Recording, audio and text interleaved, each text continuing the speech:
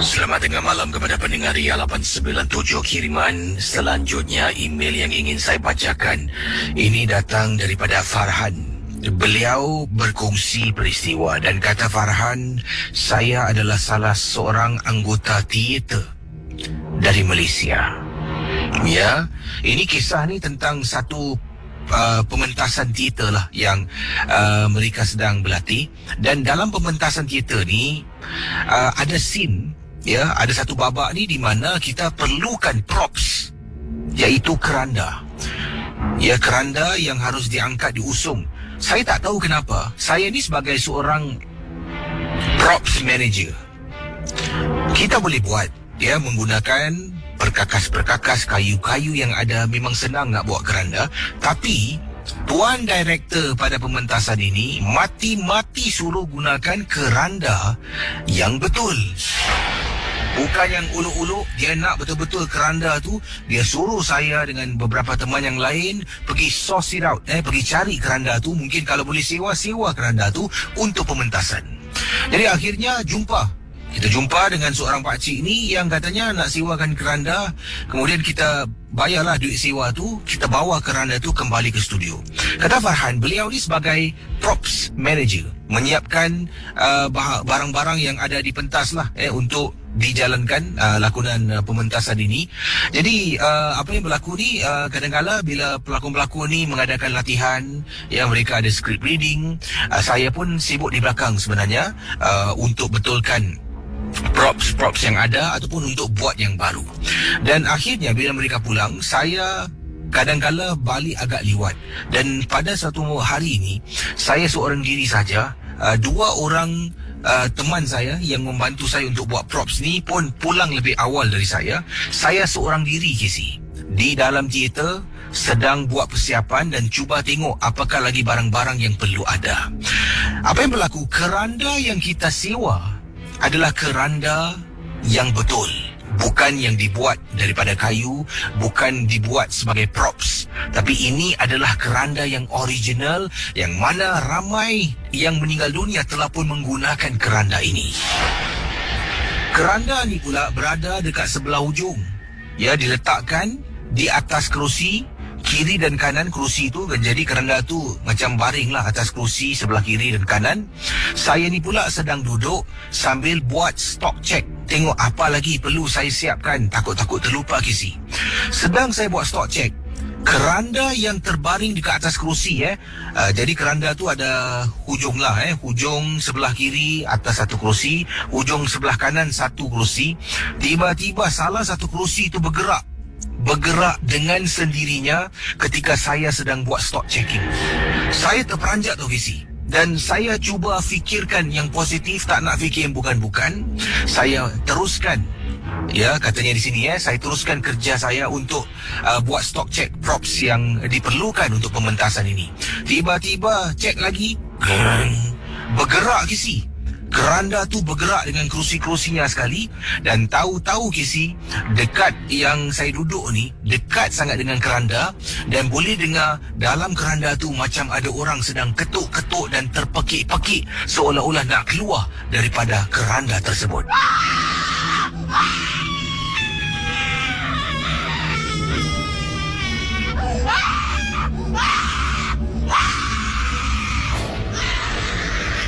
Pendengar Ria 897, Farhan kata selepas kejadian dengar keranda tu ada orang hentak dan ketuk terpekik, saya pun terpaksa, katanya di sini, saya, kata Farhan, terpaksa undurkan diri dan tidak lagi berada di dalam teater untuk habiskan kerja-kerja saya.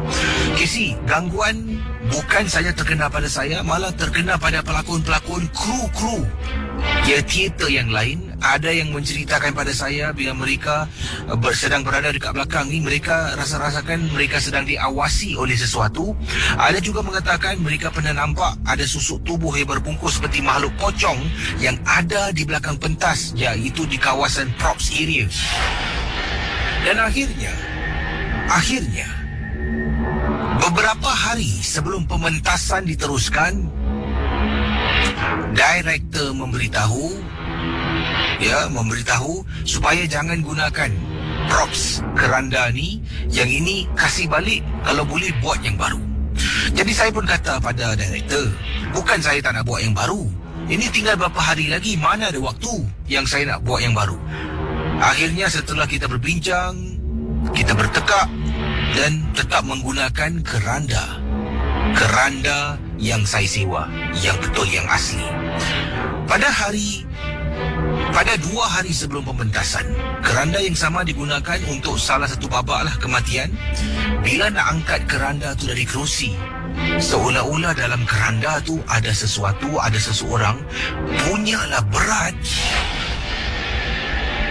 Tahu-tahu tuan director bersuara, "Hey, kan aku dah cakap jangan tabur pacai. Aku tak nak pacai. Aku cuma nak keranda ni je." Kemudian kita pandang antara satu sama lain. Saya pun menjawab, "Mana ada pacai? Aku tak tabur pun." "Habis macam mana aku boleh bawa pacai?" Casey, keranda tu masih belum boleh diangkat sebab berat sangat-sangat. Kita pun lepaskan tangan. Kita tengok apa yang berlaku. Keranda tu bergegar. Bergegar, Casey. Sampaikan tuan director terperanjat. Saya pun dah memang tahu hal ini berlaku, cuma terkejut bila nampak depan mata benda tu di depan kawan-kawan yang lain. Katanya Farhan mengganggu. Dan akhirnya keranda tu tidak digunakan. Saya terpaksa buat yang baru dengan lebih ramai orang membantu saya untuk pementasan ini. Itulah kisah pengalaman yang diceritakan oleh Farhan yang berlaku di Malaysia, di mana antara props yang digunakan untuk pementasan ini, kata tuan director nak gunakan keranda yang asli, yang original. Macam-macam nak asli, nak original. Hati-hati je lah. Baik, saya akan teruskan dengan kisah berikut ini. Ini ada kiriman email dari pendengar kita yang berkongsi pengalaman. Dan ini datangnya daripada mana ni Ini pendengar dari seberang tambak lah, dari negeri Johor ni. Namanya Rahayu. Rahayu bertanya soalan berikut ini. Kata Rahayu, "Casey, saya pernah mendengar satu pengalaman yang diceritakan oleh ibu saya tentang kampung saya.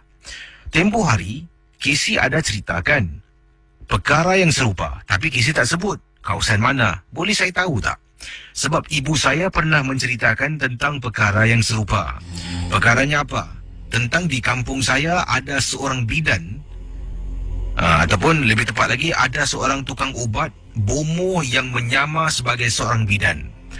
Kalau sesiapa yang hamil nak melahirkan menggunakan khidmat beliau, bidan itu, bomoh itu akan ambil kesempatan. Antaranya, uri itu akan dibawa pulang, katanya nak ditanam, akan diberi makan kepada makhluk-makhluk yang dipelihara. Dan lainnya juga, pada malam-malam tertentu benda ini akan dilepaskan, akan berleluasa di perkarangan kampung kami. Saya ingin bertanya pada Casey, boleh tak Casey beritahu kampung mana yang Casey ceritakan? Terima kasih. Wassalam." Kita teruskan dengan kisah yang dialami oleh Fitriana yang memang cukup menyeramkan. Kata Fitriana, apabila ibu saya meninggal dunia, untuk pengetahuan Casey, ibu saya ini ada menyimpan saka. Pada setiap malam-malam tertentu, dia ada banyak Casey keris-keris yang dia simpan dalam satu peti. Dia akan mengasap keris itu dan kemudian cuci, bilas keris tersebut dengan menggunakan limau. Perkara ini juga dilakukan oleh abah saya, tapi saya lebih rapat pada ibu. Maklumlah Casey, saya, kata Fitriana, satu-satunya anak dalam keluarga. Bila ibu meninggal dunia, sayalah orang yang paling sedih, lebih daripada ayah saya. Ada seorang kenalan Pak Long saya, beliau adalah seorang ustaz. Beritahu pada Pak Long untuk sampaikan pada saya. Untuk beberapa hari, mungkin beberapa minggu ini, saya dinasihatkan supaya jangan tidur duduk dalam rumah. Kalau boleh saya duduklah rumah makcik, pakcik, saudara mara yang lain, kata Fitriana. Saya tanya kenapa. Pak Long saya hanya mengatakan, jangan. Kalau boleh janganlah. Jadi saya berdegil. Saya kata tak ada apa-apa lah, tak ada apa-apa. Dan saya tak boleh tinggalkan rumah sebab banyak kenangan saya bersama dengan ibu dalam rumah saya. Kisi, malam yang kedua setelah ibu meninggal dunia, saya sedang tidur dalam bilik ibu. Ayah malam tu bertugas. Dalam rumah tu saya seorang saja. Ibu saya ada sejarah simpan saka, ada sejarah simpan keris-keris pusaka yang tadi saya dah katakan pada Kisi. Sedang saya tidur, saya dengar bunyi orang ketuk tingkap. Entah macam mana saya boleh terbangun. Saya dengar suara Kisi. Fitriana, Mak datang. Apabila saya lihat luar jendela, kata Fitriana, saya rasa macam ibu saya berada di luar tingkap. Takut, rindu, seram, sedih, semua bercampur aduk. Nak buka tak nak, nak buka tak nak. Saya tak berani nak buka pintu. Saya tak berani nak buka tingkap, kata Fitriana. Saya keluar dari bilik, pergi ke ruang tamu, saya telefon Pak Long. Malam tu juga Pak Long datang jemput saya, Kisi. Tidur di rumahnya. Barulah di rumah Pak Long ceritakan pada saya. Ibu meninggalkan saka. Yang datang tu bukan ibu. Malah saka arwah ibu yang nak diturunkan pada saya yang belum lagi kesampaian. Bila saya dengar, saya terperanjat, Kisi. Saya memang terkejut. Ayah saya memang tidak indahkan dan kisah tentang hal ini. Dia seolah-olah dah tak sayang dan tak ingatkan saya sebagai anaknya. Tapi Pak Long saya memang ambil berat. Sampai ke saat ini, Kisi, saya masih duduk rumah Pak Long sebab masih belum dapat menghalau menyekat saka diturunkan pada saya. Terima kasih dan juga selamat tengah malam, Kisi. Saya harap anda jangan mudah percaya dengan setiap kisah dari mulut saya, dari kiriman email yang dibaca, pendengar-pendengar yang telefon, ya, dan sebagainya lah. Anda anggaplah rancangan MJ12, Misteri Jam 12, kadar hiburan. Seperti menonton filem seram, tidak lebih dari itu. Jangan terlampau taksub dan mudah percaya. Walau apapun, kalau ingin kepastian, anda rujuklah pada pakar yang arif, bukan dengan saya.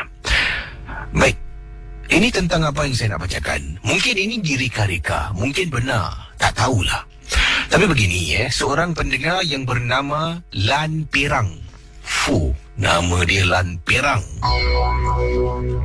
Assalamualaikum, Kisi. Waalaikumsalam. Nama saya Lan Pirang. Jangan sebut nama yang ada pada alamat email yang saya kirimkan kisah ini. Ini bukan kisah yang seram lah yang saya alami, tapi saya nak berkongsi sesuatu. Seorang kenalan, ya, wanita lah yang beliau kenal ni, terperanjat saya apabila dia tunjukkan saya dia membeli minyak pengasih. Minyak pengasih ni yang dia tunjukkan saya dalam botol kecil, dan dalam botol tu macam ada akar-akar kayu tau, yang dimuatkan botol kecil. Kemudian dia tunjuk, kau tahu tak ni apa? Kata kenalan saya ni, kata Lan Pirang. Apa ni? Minyak apa? Minyak tak? Ini minyak pengasih. Mana-mana lelaki aku culit habis. Saya pun lalu bersuara lah. Kau jangan main-main sih dengan benda ni. Tak ada apa-apa. Aku nak cari duit lebih je sikit, kata perempuan ni kepada saya. Bila saya dengar, saya pun terperanjat. Maka itulah saya kirimkan ini untuk kita lebih berwaspada. Kalau ada seorang wanita ni menghampiri anda, rambutnya panjang sampai ke bahu, kemudian dia penuh-penuh nak terlanggar ke, tolonglah jangan eye contact dengan beliau. Antara benda yang akan berlaku, dia akan culit minyak tu, tak kira bahagian mana pun. Baju terkena sekalipun okey, tapi selepas dia culit minyak tu kepada seseorang, khususnya kaum lelaki, jangan pandang pada matanya untuk selama 5 saat. Dalam masa 5 saat, culit, tengok mata, dia senyum, habis. Itu yang dia beritahu saya. Jadi kata orang yang menjual minyak ni, kau ambil minyak ni, Kau tengok lelaki kaya mana kau berkenan, kau colit dekat dia. Tak kisah kena seluar ke, kena baju ke, kena tangan ke, tak kisah.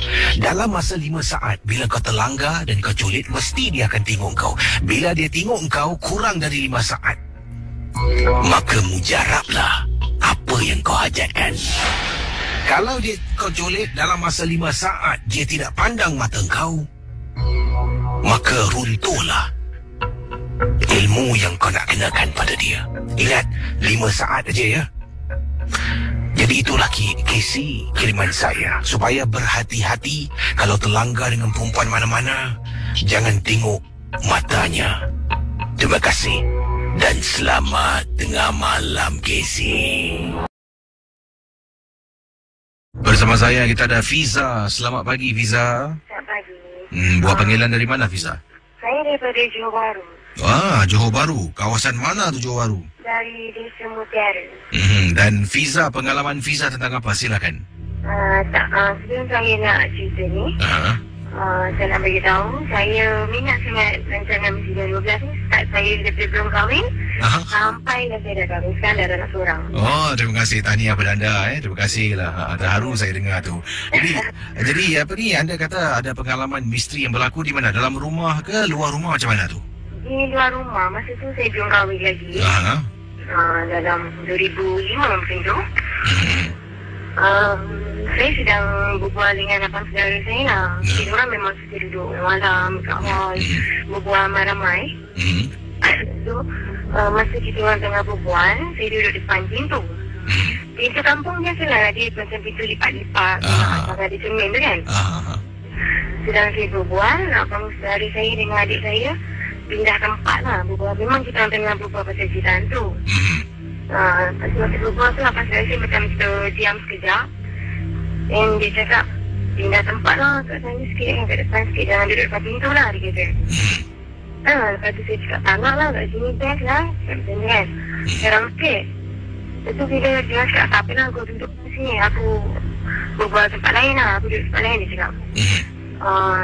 Dan saya duduk dengan seorang, saya macam terpaksa dekat pintu cermin tu ada orang intai. Dia intai, rambut dia berubah kan. Dia macam penyet dalam kepala dia. Saya terdiam, terus saya pindah tempat lah. Duduk dekat abang saudara saya lah. Dia tanya, kenapa kau pindah? Saya cakap lah dengan dia, saya nampak sekian-sekian lah. Macam tu dah tadi aku nampak sebab kau pindah tempat. Lepas tu, diorang sini dah diam, adik saya cakap, dia nak pergi toilet yang dalam bilik dekat rumah tu, biasalah kampung kan. Belakang tu memang banyak pokok kelapa. Dan adik saya duduk belakang. Dia tahu pula kat dia belakang tu tingkap dia macam pecah lah, satu pecah kat atas kan. Lepas tu dia tengah serupuk tu, dia nampak macam dekat atas cermin tu ada perempuan rambut panjang macam sama yang saya nampak ruban-ruban. Letak dagu dia dekat atas tingkap, tengah tengok adik saya. Dia terus nampak rukuk dia, dia terus duduk depan, dia gigil badan dia. Itulah, memang kat situ memang banyak pengalaman dia, kampung bakar batu. Jadi anda nampak kata yang nampak wanita tua beruban berdiri tu hilang macam tu je lah? Bukan hilang macam tu. Bila saya dah pindah, saya duduk macam dengar balik kan, memang masih ada lagi. Dia terang. Dia memang nampak, dia punya rambut memang beruban lah, macam dia macam tengah mengintai, seram. Wah, itu seram. Terima kasih Fiza. Okey, sama-sama. Halo, selamat pagi. Halo Kesi, apa khabar? Assalamualaikum. Ya, silakan Pak Din. Ini Pak Din nak cakap Kesi, jangan main-main. Ini adalah seorang apa tahu suami isteri. Suami amat menyayangi isteri dia, tapi dia di luar kemampuan Kesi. Dia seorang gaji delirated, Allah sedih betul. Walaupun dia seorang kuli biasa, gajinya kurang, tapi isteri dia ni satu macam case.com demanding sangat. Ini Pak Din nak cerita apa tu Kesi? Kesi percaya tak satu kronik case zaman sekarang makin high-tech, macam-macam spirit punya, modern punya kronik punya proses pun datang. Tengok, spirit tengok zaman sekarang high-tech tau. Rupanya spiritual ni, alam gaib pun dah ikut zaman high-tech pula. Dia pun bikin modernize pula, nak kacau orang, nampak? Ini satu kes kronik yang teramat sangat pula. Ini Pak Din nak cakap ikhlas. Apa terjadi, Kesi? Kesi percaya tak? there's a spirit in the phone. When kasi, orang kata selalu spirit of the coins kan. But have you heard that people, there's spirit in the phone. Ini punca dia apa tau kasi. Kesampukan yang terjadi. Mula-mula Pak Din nak saya ke kronik kes ni, aku agak jadi satu macam sedih juga. Pasal bercakap, apa punca wanita ni tersampuk, isteri ni tersampuk kasi. Sebab apa? Bila malam aja, simptom dia tersampuk apa tau kasi. Selalu dia akan dengar, apabila lepas dia berbual aja dengan suami dia kata dia berbual, tahulah orang kata isteri kan wanita walaupun dah kahwin kan sayang mak, sayang ibu, sayang bapak, kadang-kadang telefon mak bapak dia macam kasi kan kadang video call mak dia, telefon bapak, siapa tak sayang mak bapak kan. Jadi kalau you call yang mak dia, so begini. Tapi tanpa dia sedar, setiap kali lepas dia telefon, the spirit akan wujud kasi. Benda halus yang mengganggu handphone ni, the spirit of the coin rupanya ada kes kronik yang Pak Din baru settle. The spirit of the phone ini kan astagfirullahaladzim, satu macam dia Pak Din fikir balik lepas dia ubat. Astagfirullahaladzim, kita tengok ada info sampai kronik sekarang, kau boleh masuk dekat telefon pula, kau boleh proses orang ini Pak Din cerita. Kalau salah perubatan tu ilmiah, dia apa tahu lepas dia taruh telefon akan terjadi apa tau kasi, dia tak akan dapat tidur dan seperti telefon dia tu macam ada self ringing atau kadang-kadang ada divert dan kadang ada something playing with the phone. Kasi Pak Din cakap ikhlas alam gaib kasi, model-model spirit ni they can create anything in our life. Kasi pernah dengar tak ada rumah kadang-kadang lampu kelap-kelip, kadang-kadang lampu buka sendiri, sedangkan lampu dia orang boleh main pipe, dia orang main apa lagi rupanya dia orang dah bikin divert dia special punya modernize bilang ganggu orang possess spirit dekat handphone. Ni punca dia Pak Din cakap ikhlas apa tadi. Dia sebenarnya beli handphone ni tengok seorang suami, Allah sayang kau isteri kau lah mak, aku dengar pun bangga. Apa terjadi kasi, dia sebenarnya orang kata handphone bini dia dah rosak, orang kata lepas tu dah macam expired ke apa tak tahulah, aku pun tak faham pasal handphone aku kronik, pun baru-baru pun high tech Pak Din tak tahu. Jadi apa terbikin, dia telah beli ni phone, dia tahu tak kan katanya dekat luar-luar kan ada jual resale phone, kedai-kedai. Dia beli dekat mana tau kasi, daerah Jelang Serai kan ada lorong 17 lompat depan Haji Muhammad Saleh dari masjid. Power Haji Muhammad Saleh pun masjid power, tapi rupanya sebelah depan itu ada spirit ni handphone pula dekat dalam, dekat the briefcase dekat tempat counter-counter tu kan ada.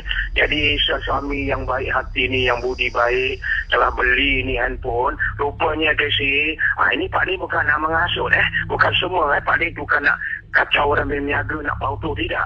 Dalam phone ni rupanya kadang-kadang adalah the date of the person ni handphone yang telah orang kata dijual kasi. Mungkin orang tu adalah saudara mara dia ke apa, tak nak ambil ini handphone. Jadi kan kita boleh trade-in dengan handphone. Kadang-kadang orang kalau desperado ke apa, kadang-kadang kan dia beli jual handphone pasal tak ada duit ke apa, jadi dia beli jual handphone kan. Jadi dia sudah belilah the second handphone yang ada display cantik-cantik, tapi resale punya handphone. Tahulah orang kalau salesman kalau nak jual handphone kan, dia cantik-cantikkan, dia polish ke apa, dia nampak handphone tu macam brand damn very new sih. Tapi rupanya ada kronik ke dalam handphone tu.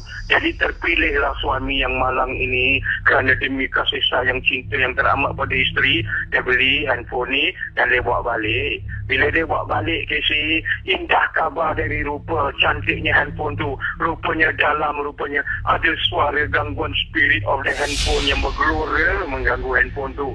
Kasi tahu tak, Pak Din lepas ubat, berupanya Pak Din cakap tahu, dia adalah apa tak kasi, phone mungkin Pak Din cakap bila Pak Din ubat, apa gangguan spirit of the handphone ni tak kasi.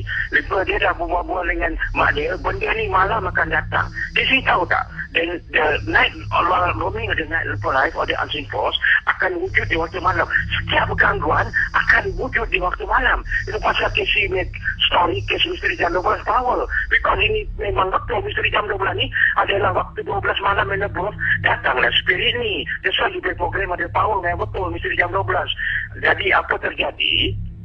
Bila sebelah 12 saja, dia lepas, dia kadang-kadang suami isteri kan, nanti kadang-kadang suami nak pergi toilet, kadang isteri pergi toilet. Tapi nanti kasi, handphone tu kasi tahu cak, berpindah sendiri tau. Macam mana ni dia taruh katakan dekat beriti atas, tapi handphone tu boleh pindah lain tempat kasi. Macam kita taruh on the north parallel angle, tapi dia pergi on the different angle. Jadi isteri dia cakap, "Mak, phone ni kan saya taruh dekat sebegini. Macam mana angle dia boleh belah ujung pula? Katakan dia 3 inches, sekali dia masuk 7 inches dia punya divert, punya position ni, dia telah posisi yang lain pula. Kadang-kadang ada masa dia terjatuh sendiri. Tapi dia cakap, bang, kita tutup tingkap. Macam mana handphone ni boleh jatuh? Tapi rupa tanpa setiap hari berganti minggu, berganti gini, setiap kali dia berbuat, rupanya dia spirit tu makin hari makin masuk dalam diri dia, Casey. Dan akhirnya orang kata kirakan terjadilah, orang kata kirakan gangguan alam gaib yang telah bertapak di handphone. Mungkin handphone dari kematian orang-orang yang dah meninggal, atau mungkin kadang-kadang rohani dia tu ada masa datang berkunjung nak tengok tuan milik kepada si handphone tu, Casey. Akan datang mungkin rohani dia berkunjung nak tengok milik kepunyaan dia. Sekali rupanya milik kepunyaan dia ni telah berada di rumah keluarga Melayu ni, seorang wanita, isteri yang suaminya sayang belikan handphone. Tapi apa gangguan dia, Casey?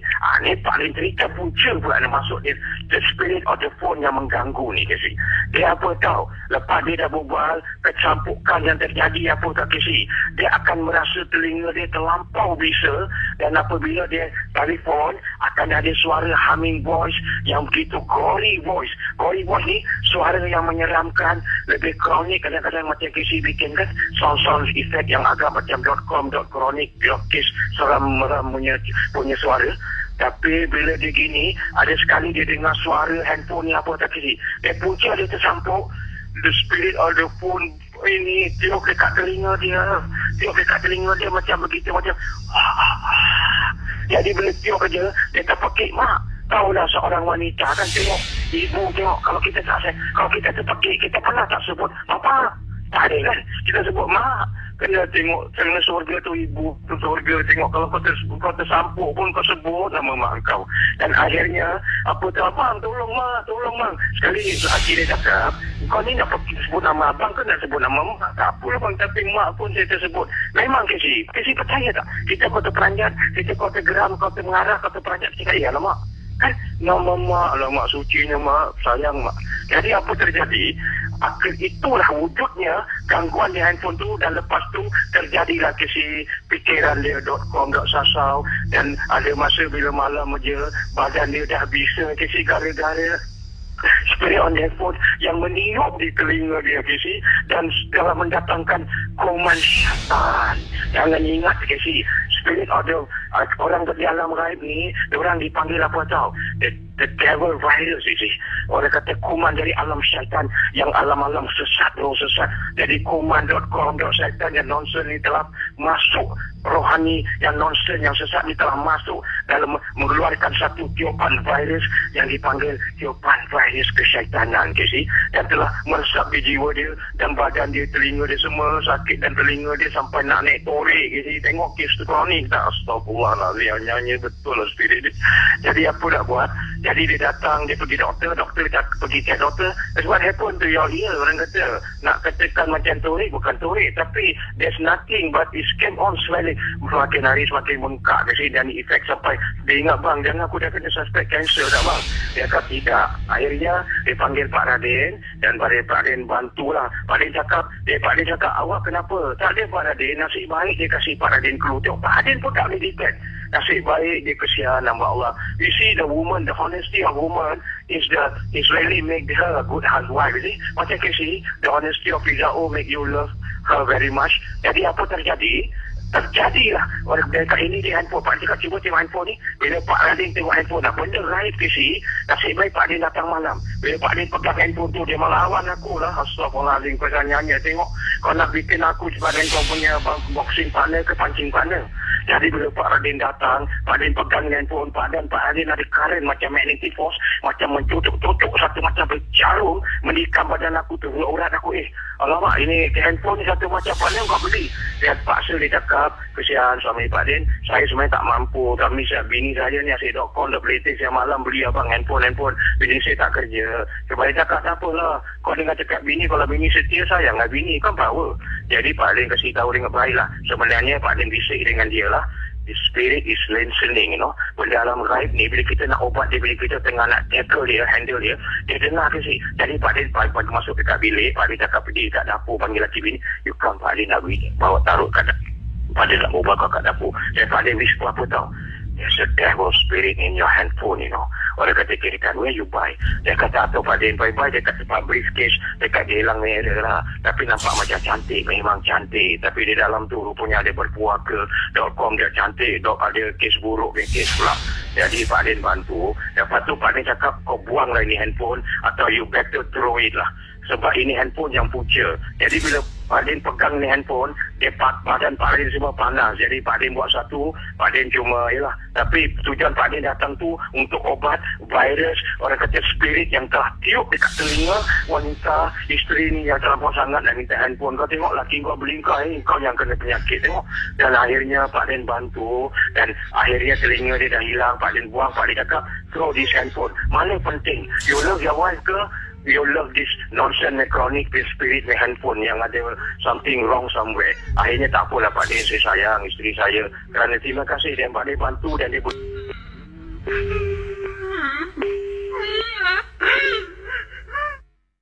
Ini adalah satu peristiwa yang dialami, kata kiriman dari Fauzi. Fauzi berkongsi kisah beliau ketika menunggang motosikal pada waktu malam, dan hal yang diceritakan ini berlaku di salah sebuah kawasan di Yishun, katanya Fauzi. Kita kongsi sama kisah kiriman Fauzi kepada saya dalam rancangan Misteri Jam 12. Pendengar 897, Fauzi kata, pada malam tersebut saya sedang menunggang motosikal seorang diri. Hal ini berlaku di kawasan Yishun. Saya tak nak beritahu lebih tepat lagi di mana. Waktu itu, daripada Yishun sedang menuju ke arah laluan ke Seletar. Di Seletar tu tempat kawan-kawan saya berkumpul. Kita nak lepak dekat kawasan Seletar untuk duduk.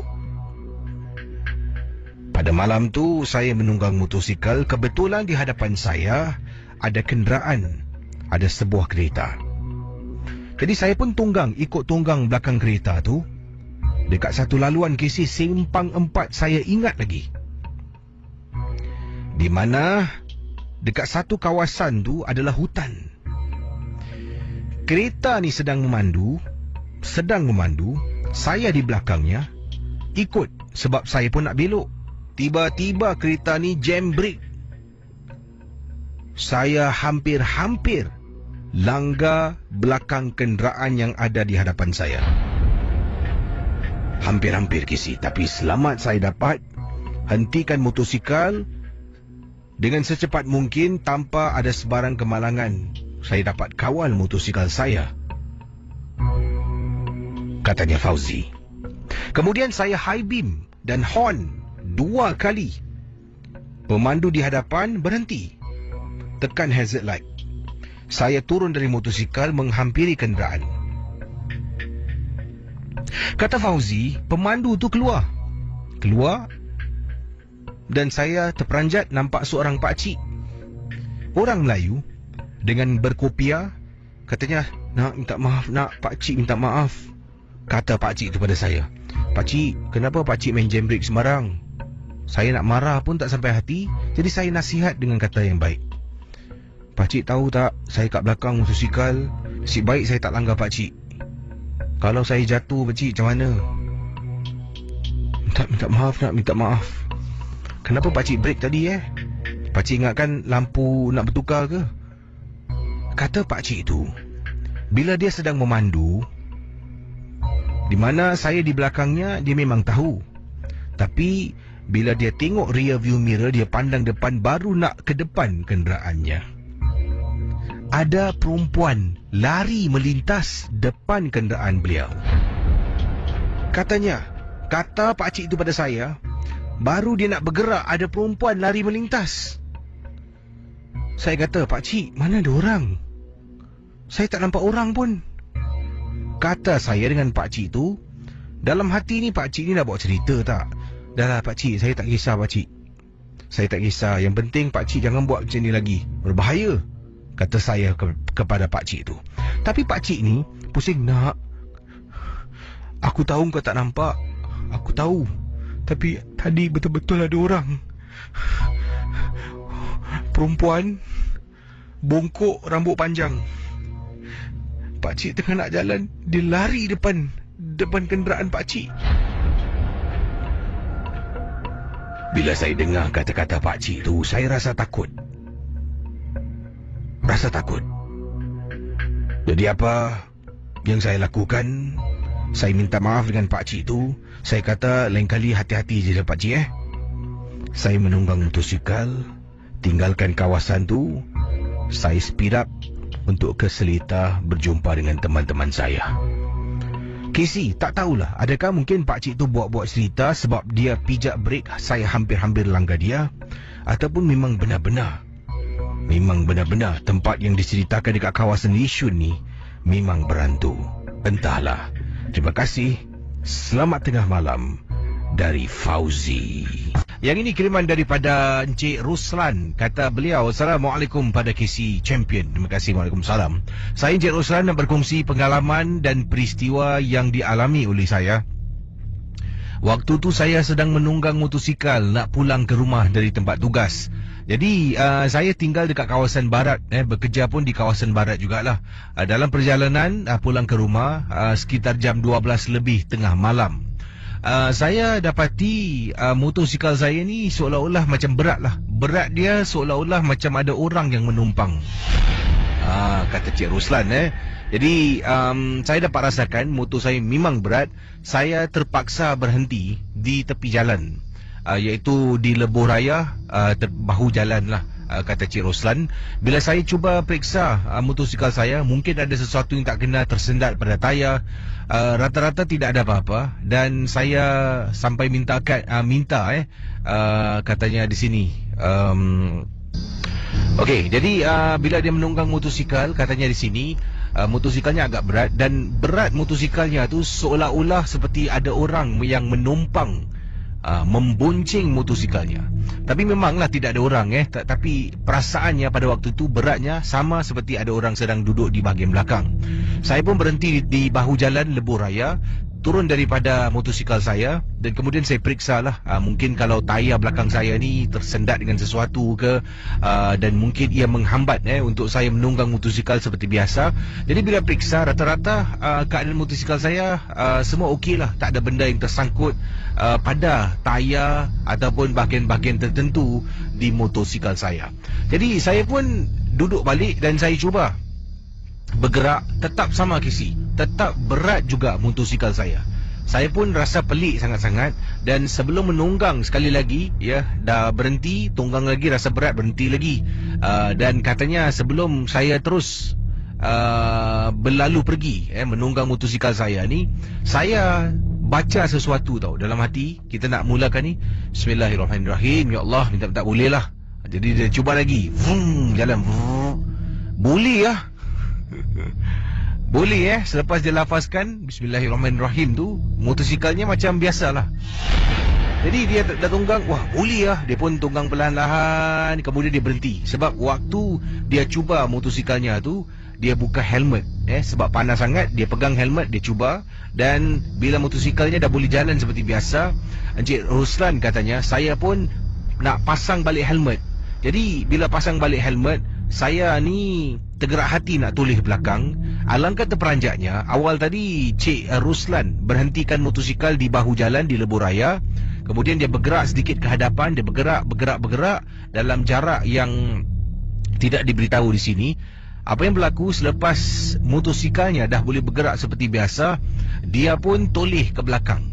Terperanjat, ternampak susuk tubuh seorang wanita yang sedang berdiri di tepi jalan, khususnya lebih tepat lagi di tepi Lebuh Raya. Bayangkan pendengar Ria 897, awal tadi tak ada ni. Dan Cik Ruslan berkata dalam hati, adakah itu wanita yang menumpang motosikal aku?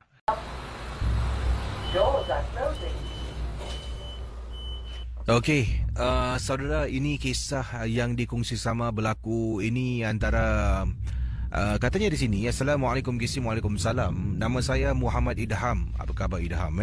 Saya ingin berkongsi satu pengalaman yang mana saya adalah seorang pekerja pindah pindah rumah, mungkin pindah pejabat. Dan kata Muhammad Idham, pengalaman yang beliau alami ini berlaku di salah sebuah kondominium yang dah pun nak dirubuhkan, yang mana para penginap di kondominium ini terpaksa berpindah ke tempat yang baru, dan tempat ini akan dikosongkan, akan dirobohkan, dan mungkin akan dibangunkan bangunan yang barulah. Jadi kerja saya ni, saya telah pun diupah oleh tuan rumah yang telah mendapatkan khidmat syarikat saya kerja untuk pindahkan barang-barang rumahnya.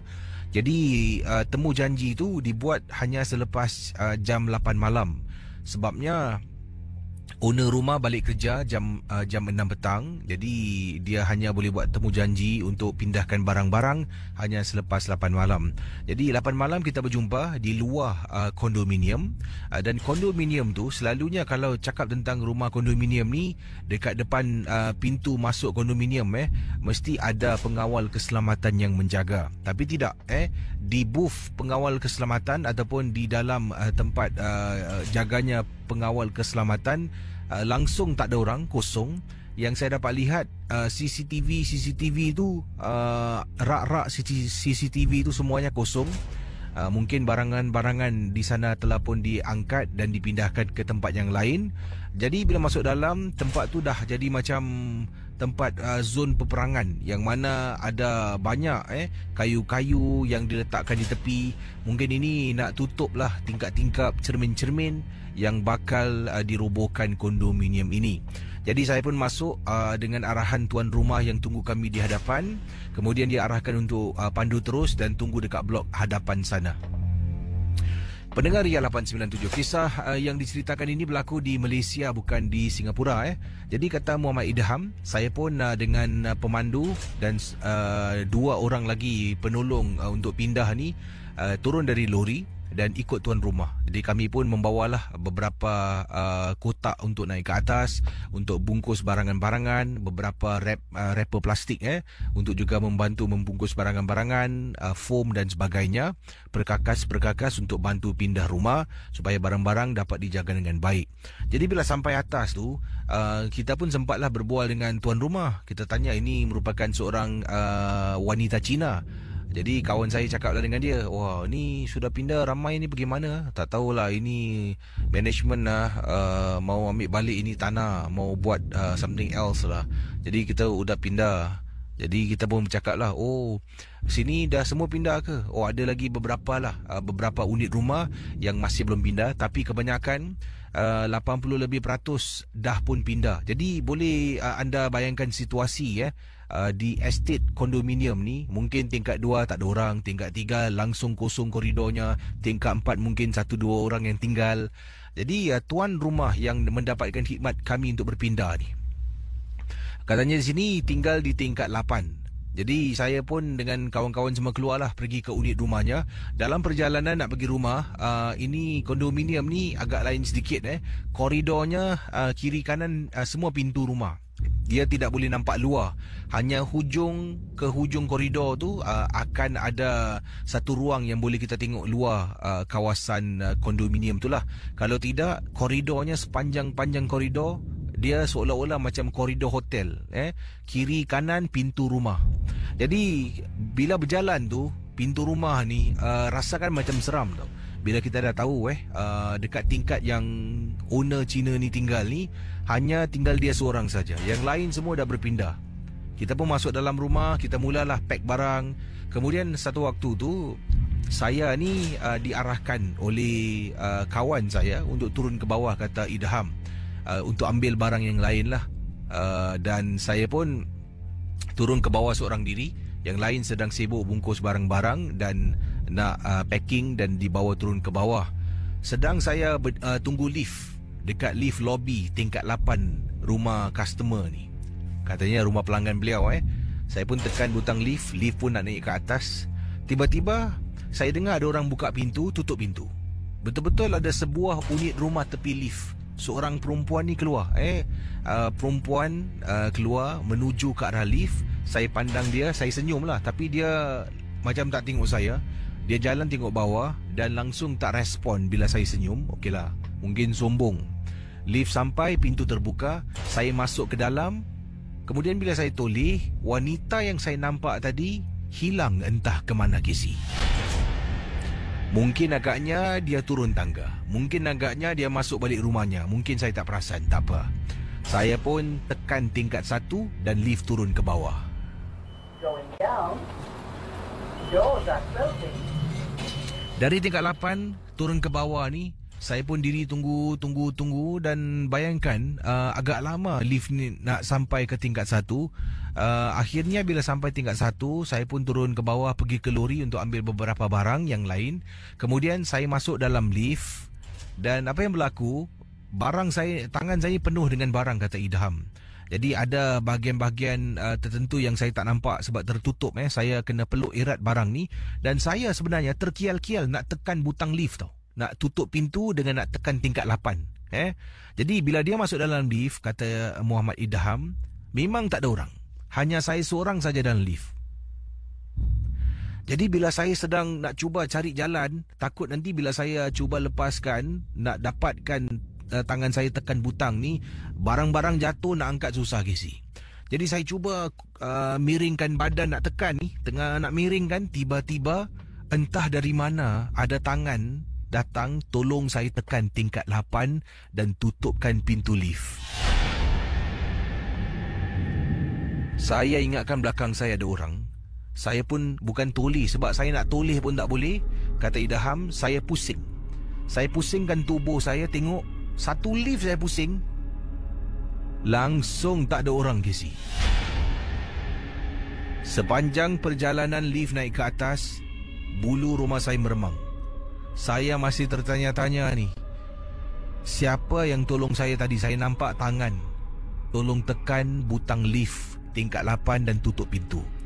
Lift sampai di tingkat 8, pintu terbuka. Saya jalan keluar dan saya rasakan seperti ada orang dekat belakang, tapi saya tak berani nak toleh ke belakang. Dan itulah kisah yang diceritakan oleh Muhammad Idham ketika dia bertugas pada waktu malam menolong salah seorang pelanggan untuk pindah rumah. Terima kasih dan selamat tengah malam.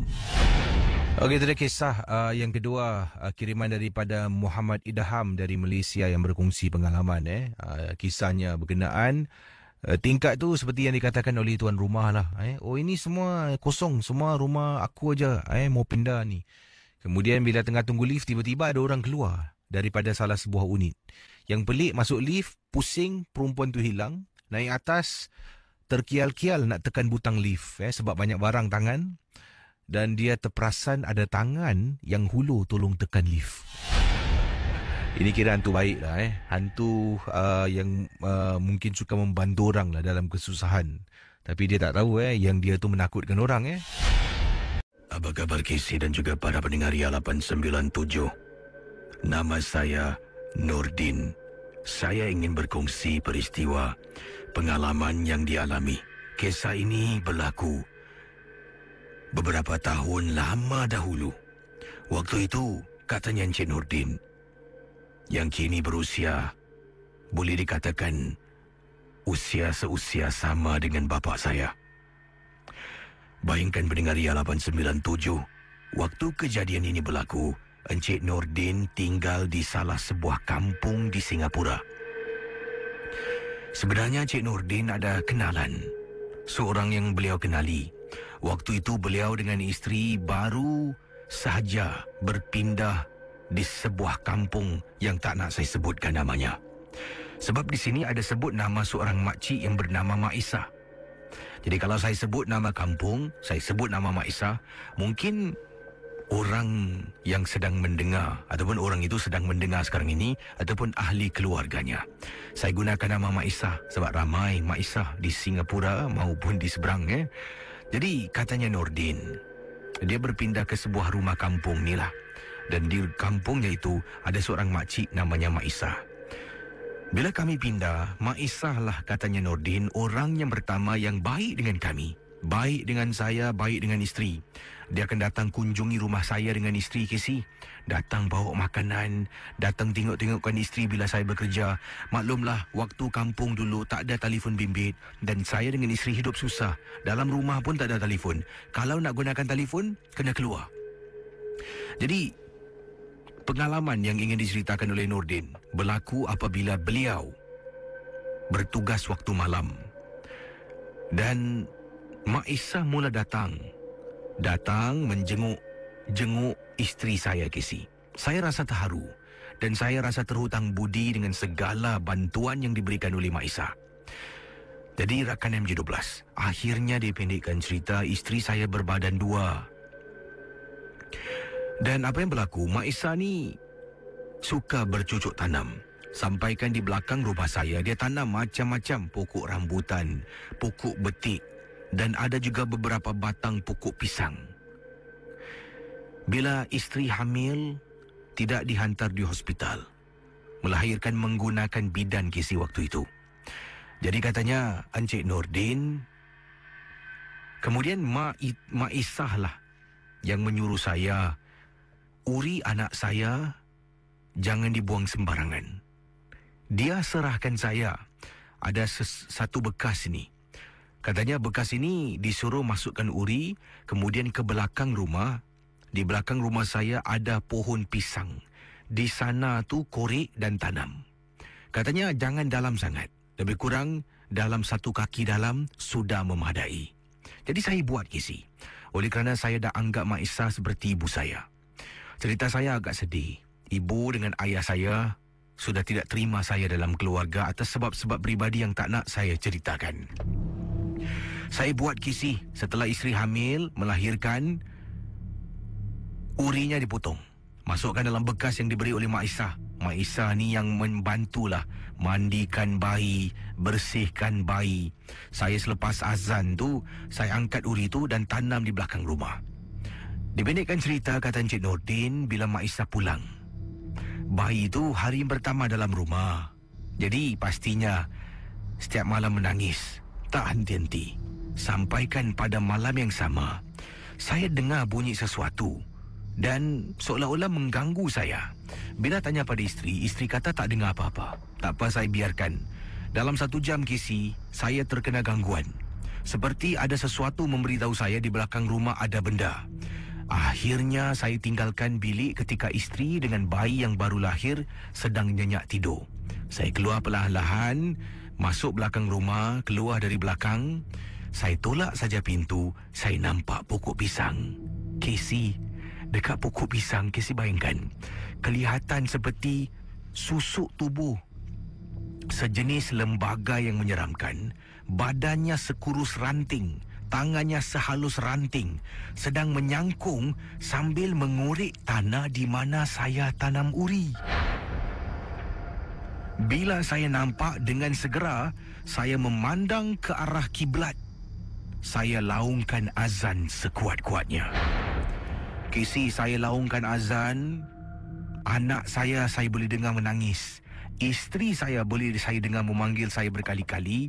Sampai saya habis laungkan azan, saya toleh makhluk dah hilang. Kemudian isteri menangis, memanggil saya. Isteri tanya, kenapa abang? Kenapa abang? Abang buat apa? Saya pun mengatakan, yang tak ada apa-apalah, abang azan. Kan kita kan baru dapat anak. Jadi azanlah dekat dapur rumah, belakang rumah. Takut-takut nanti ada benda yang tak baik datang. Jadi Casey, saya pun kembali ke tempat bawah pokok pisang. Saya korek balik Casey, keluarkan bekas tersebut, masuk dalam plastik, kemudian cari tempat lain. Dan saya tanam lebih dalam dari 1 kaki.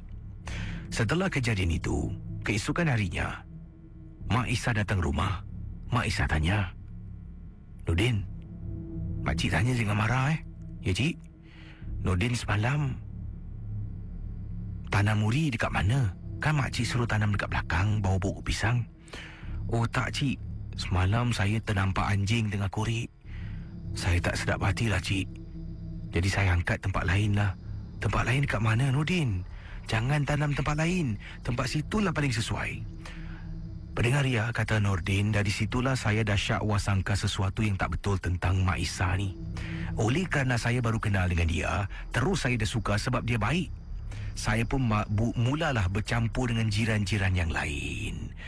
Saya berjumpa dengan seorang pakcik namanya Cik Ahmad Abu. Saya tanya Cik Ahmad, Cik Ahmad kenal dengan Mak Isa? Yes, Mak Isa yang tinggal belakang tu, tepi rumah kau kan? Kau baik-baik dengan dia. Mak Isa kau tu dukun. Dia baik dengan orang ada makna. Kau jangan ikut cakap dia suruh buat tu taruh ni, kau jangan buat. Kau jangan layan dia. Casey, setelah kejadian malam tersebut, oleh kerana dia tak dapat uri yang dia inginkan, saya tak nak beritahu mana saya tanam. Dia terus tak datang rumah, tak tanya khabar, tidak menjenguk, senyap begitu saja. Tapi rumah sebelah Casey, bayangkan. Itulah pengalaman kisah peristiwa yang saya tak dapat lupakan. Terima kasih daripada Pak Nordin, berkongsi pengalaman yang berlaku beberapa puluh tahun yang lalu di salah sebuah perkampungan di Singapura.